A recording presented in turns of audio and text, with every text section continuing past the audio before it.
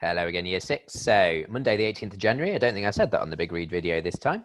And we are now moving on to our English. This is one of our last lessons. We've got today's lesson and tomorrow's lesson.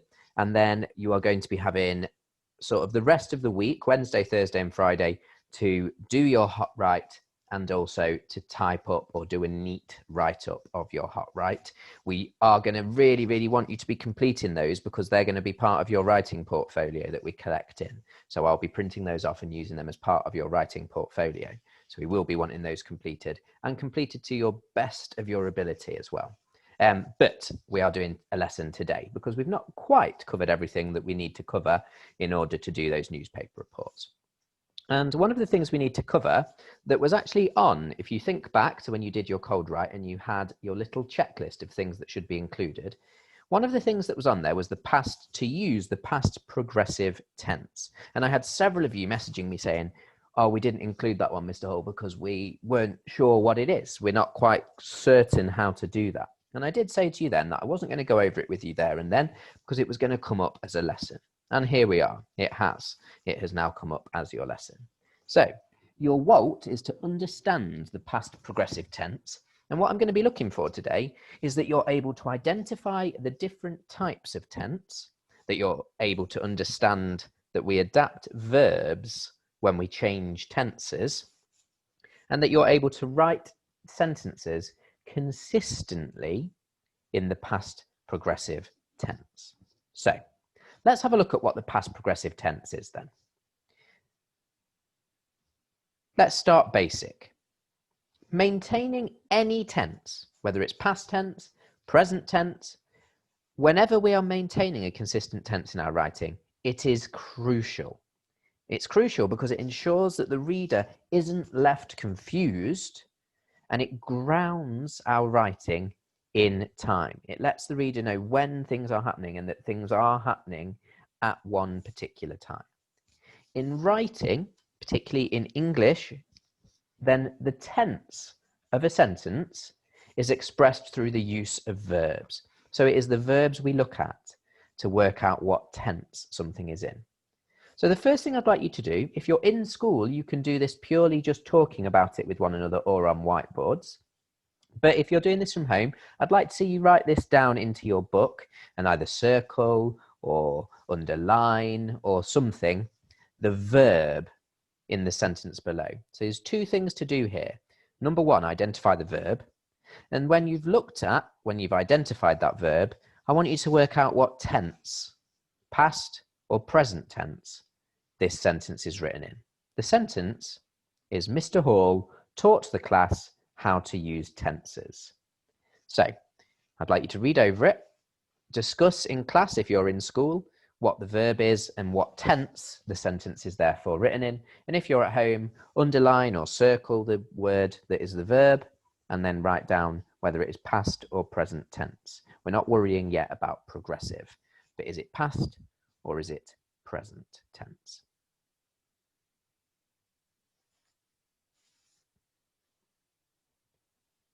Okay, so let's start with the first thing I asked you to do, identifying the verb.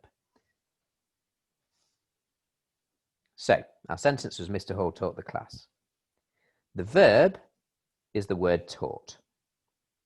And the word taught is the past tense of the verb teach or to teach. Now, it is called simple past. So if it is purely in the past tense, we don't have any progression, which is where we come to the past progressive in a moment. If it is just simply a past tense verb, we call that the simple past. And in this case, we could rewrite the sentence in the present tense. You'd need to include the word is and the suffix ing. So Mr. Hall is teaching the class how to use tenses. And that is called the simple present tense.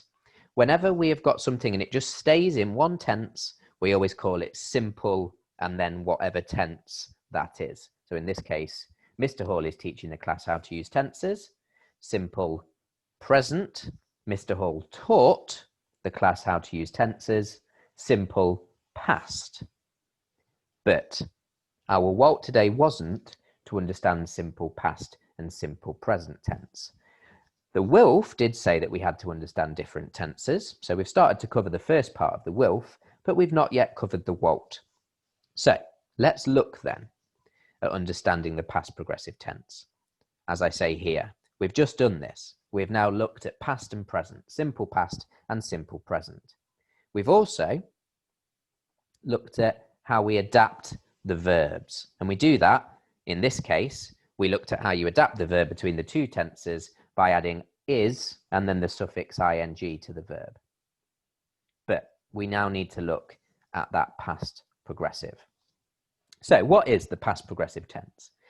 In English, we use past progressive, exactly as it says there, to talk about experiences and events in the past that happened for a certain period of time.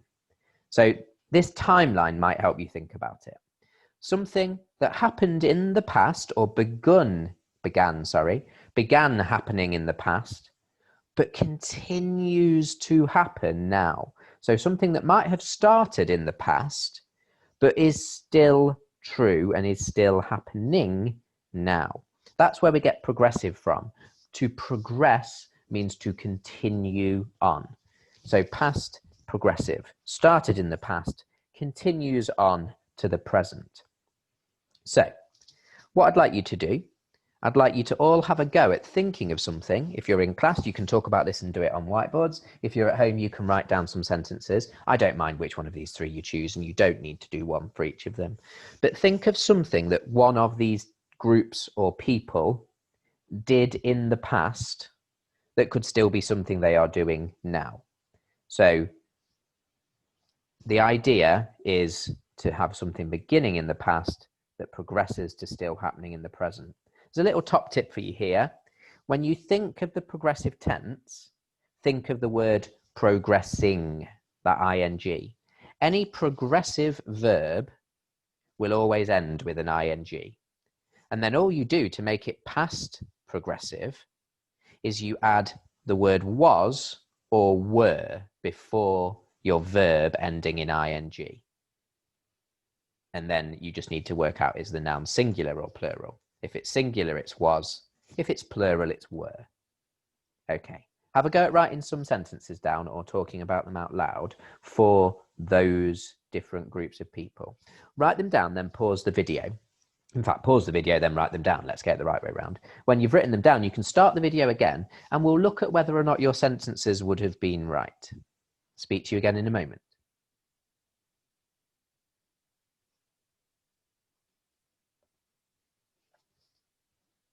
Okay, so you've now got some sentences written down, and we can see whether or not they fit these rules. So the past progressive tense is always formed using was or were, plus what's called the present participle verb. That sounds complicated, but the present participle verb is just a verb with ing as a suffix on the end. So run becomes running, walk becomes walking, speak becomes speaking. That's all the present participle is. It's the technical term, the proper way of wording it. But it's not complicated as it sounds. It's just adding ing as a suffix. So here's some sentences that are in the past progressive tense about the Romans. So we have got the Romans were invading Britain. The soldier was holding a shield. Boudicca was fighting the Romans. The Romans were building a wall between Scotland and England. So we can see we've got the were, the was each time, and the ing. We are deciding whether or not it's were or was based on whether there's one or more than one of the people of the noun involved. Romans, plural, more than one of them needs were. Soldier, singular, just one of them needs was. And we can see those rules here. Were, ing on the end of invade. Was, ing on the end of hold. Was, ing on the end of fight. Were, ing on the end of build. So we are making that verb the present participle by adding ing, and we are then just making sure we precede it. So before that verb comes, we are saying was or were. It's really, really that simple.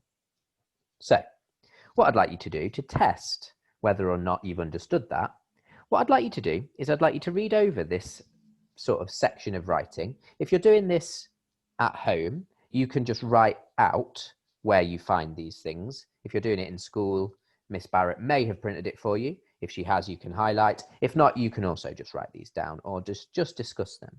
But what I'd like you to do is I'd like you to read the article and identify the past progressive tense. But I'd also like you to look out for verbs, just single verbs on their own, that are the simple past tense. So that is when they're written in the past tense and they haven't been made into the present participle by adding the ing. So have a read, see if you can identify them. I'll then show you where they are and you can see if you've got them all. Pause the video and play it when you think you've got them all. Speak to you again in a moment.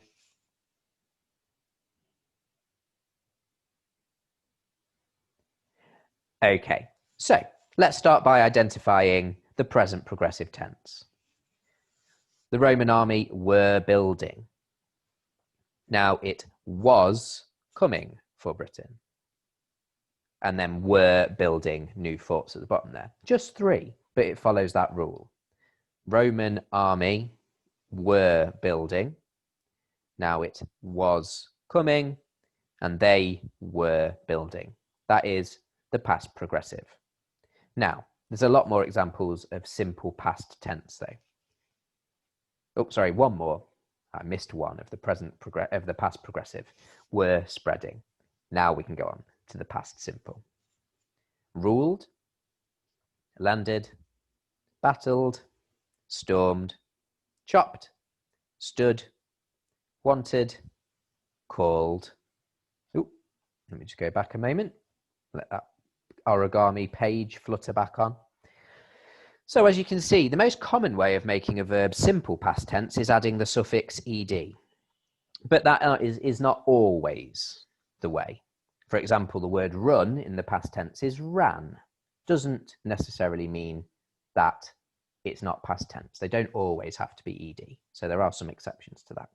Hopefully you identified all those successfully and it's starting to make some sense to you. So how could this be used in our newspaper report then? Well, quite simply really, and it's going to be something you can include really easily. You can include it in this sort of way. The asteroid was falling to Earth at roughly 11 p.m. last night. Simple use of the past progressive. Elliot and his mother were saving money to try and afford repairs on both the cowshed and the house itself. Another use of the past progressive. Patricia Porchley Plum told reporters, "I was having my nightly cup of cocoa when I heard the tremendous crash coming from just across the field." Again, was having.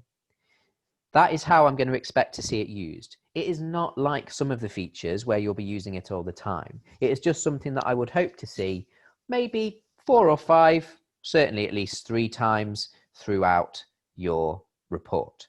Assuming it's there, you can then tick it off this time, whereas a lot of you weren't able to tick that off, those tick lists, at the beginning of this unit. So that is immediate proof of progress, which is exactly what we're looking for. Proof of development and a clear identification of your learning. So your task today. Your main task is quite a simple one. I want you to generate and write some sentences in that past progressive tense. And I don't want them to just be throwaway sentences that we never use again. So I want them to be ones you can use in your newspaper report. I want all of our work that we've done to be helping you make these hot writes the best they can be. So in order to do that, you should write a series of sentences that can then be used at different points on your newspaper report. I've got a suggestion of how this might look to get you 5 good sentences. You might decide you want to do them slightly differently, but this is certainly a good way to go about it.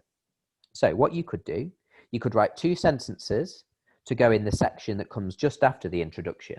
That's where you're going to be going into more detail about the events of the newspaper.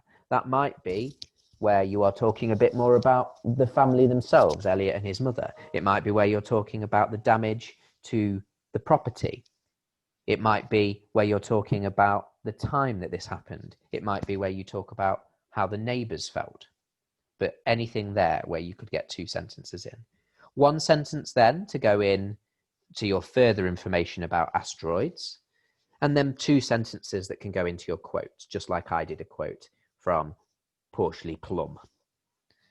That's my suggestion to you, but whatever you do, I want there to be 5 sentences minimum that you can then use in your work. And that, all of them, should contain you doing the past progressive tense perfectly and accurately. I hope that all makes sense. I'm looking forward to reading these sentences. I'm even more looking forward to reading these newspaper reports once you get round to writing them nearer the end of this week. But for now, that's everything from your English session and everything from me. So goodbye.